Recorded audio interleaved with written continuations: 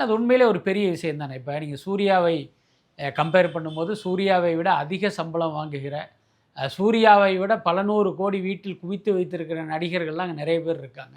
அவங்க யாருக்கும் தோன்றாத ஒரு விஷயம் சூர்யாவுக்கு தோன்றி அதை வந்து ஒரு சக்ஸஸ்ஃபுல்லாக கிட்டத்தட்ட ஒரு 15 வருஷமாக அதை வந்து செஞ்சு ஒரு சாதனையை படைச்சிருக்காருங்கிறதெல்லாம் சாதாரண விஷயம் இல்லை. இன்னொன்று, இந்த விழாவின் மூலமாக அந்த சூர்யாவின் அகரம் ஃபவுண்டேஷன் மூலமாக எத்தனை மாணவர்கள் வாழ்க்கையில் வந்து அடுத்த கட்டத்துக்கு வந்திருக்காங்கங்கிற அந்த தகவலை உண்மையிலே ஒரு புல்லரிக்க வைக்கிற ஒரு விஷயம். பட் இது வந்து பார்த்திங்கன்னா, நான் நினைக்கிறது என்னென்னா, இந்த 15 வருடங்கள் முடிந்த நிலையில் இதை வந்து ஒரு கொண்டாட்டமாக அவர் கொண்டு வந்தது கூட காரணம் என்னன்னா, நான் இதெல்லாம் பண்ணியிருக்கேன் பாருங்க அப்படிங்கிற ஒரு சுய தம்பட்டத்துக்காக கிடையாது.